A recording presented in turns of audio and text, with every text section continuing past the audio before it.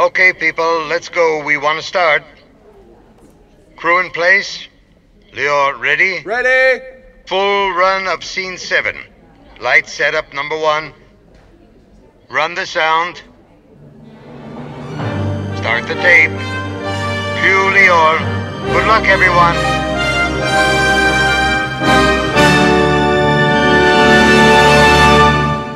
For many years already, I have tried to discern if I am in my own dream, or perhaps this is a new dream. Stop the music. Try a different dream. It'll work better.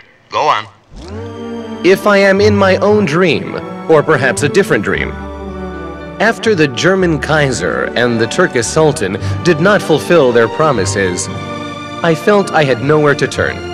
I wrote Alt Neuland, the old new land, to prove to myself and to others that my idea of a Jewish state was indeed within reach.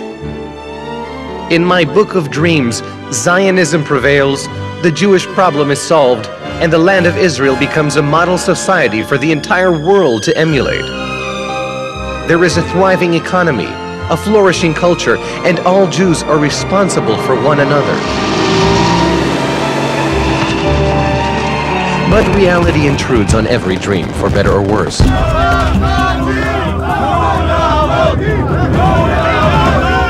I know that today you face daily hardships, a growing social gap, the devastating damages of a prolonged war. You worry about the future. In this whirlwind of yours, everything is turbulent. There's no time to stop and consider what we wanted and what we've achieved.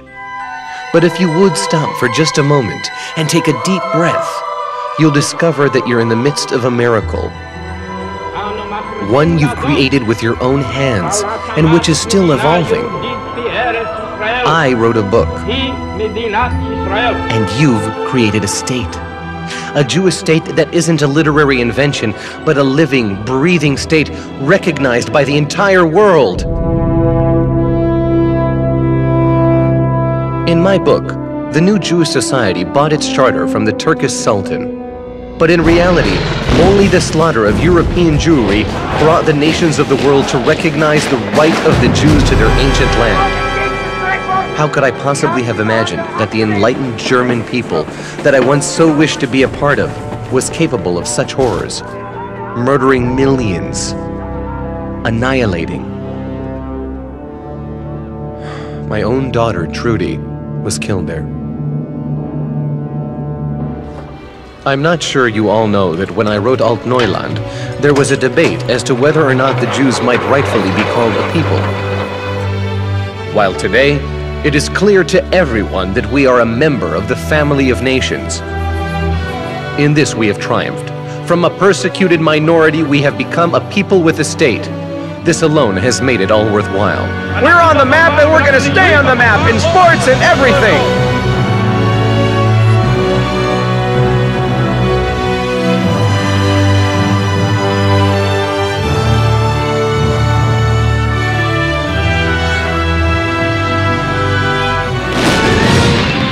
In the state I dreamed of, there was no need for an army.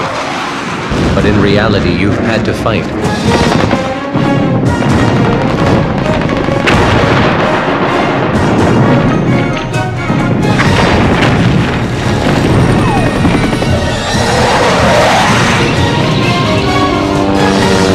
Will it ever end? In my vision, Aliyah was orderly, each community choosing its best and sending them to a land that awaited them.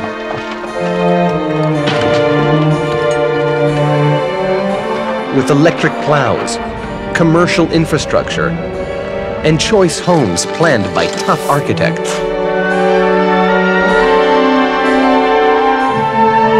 But you've had to sneak in like thieves in the dark, against all odds.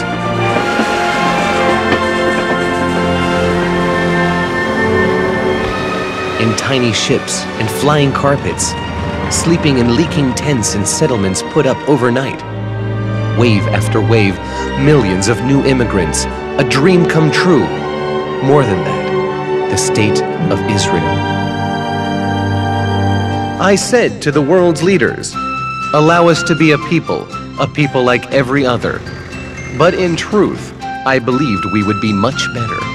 The state I planned is different from the one you live in. The ideal state I envisioned was an exemplary model of a just society, tolerant and progressive. Though my dream may not have yet been realized, it is certainly within your reach. In the new society that I proposed, the Arabs living here were equal partners in this social vision. The ideal is still important. A people that has suffered so as a persecuted minority must know how to treat the minorities within its midst with respect. In the state I planned, nationalism was never extreme, and there was no display of power and domination. In my state, there was no such occupation as professional politician.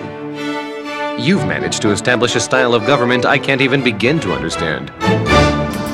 In my book, modern technology was triumphant, but even I couldn't have imagined the profusion of Israeli high-tech achievements.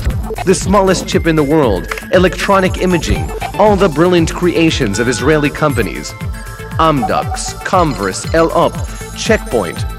Did you know that ICQ was an Israeli inspiration?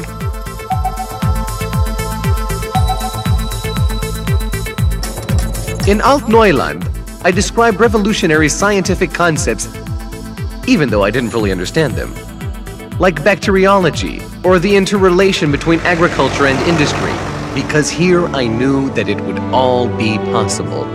Fiction?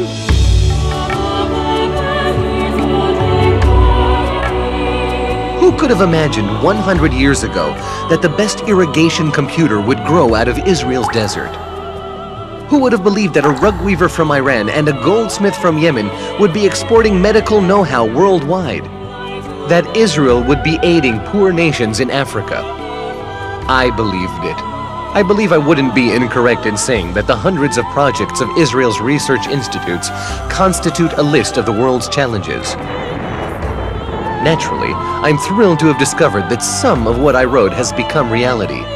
The Dead Sea Works, the Hadera Power Station, the Haifa Port.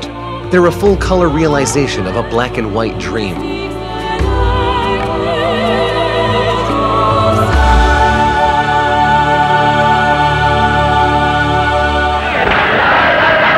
The citizens of my Alt-Neuland attended German operas and French theater and engaged in British sports.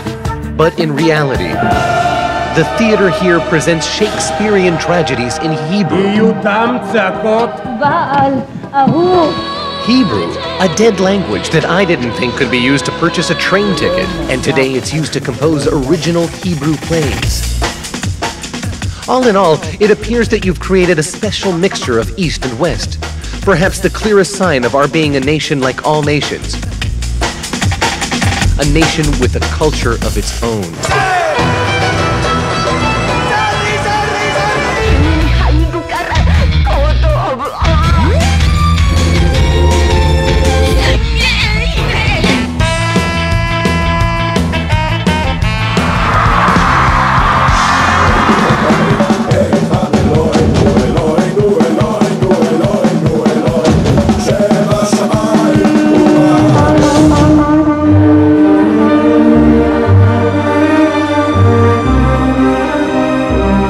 Looking at you today, I can only say that you've opened horizons before me that I never conceived of, even in my dreams.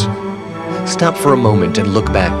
You'll discover that there were always complaints here, that people haven't always been patient, that not everything's been an overnight success, but there has always been eternal hope. It would have been impossible to do any of this without faith. Impossible.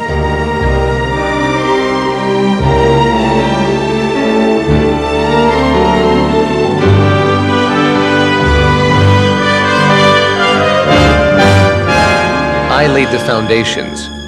You've built the ground floor. And now onwards, there are more floors to be built. More cars to be added to our train of dreams. I've said it all before. All human deeds have begun with a dream, and dreams shall they become.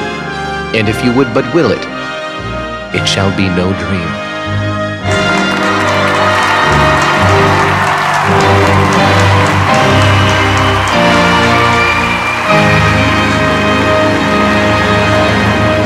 Micha, I just don't know if this beard is for me. So what have you got to say about him now? He's really a dream.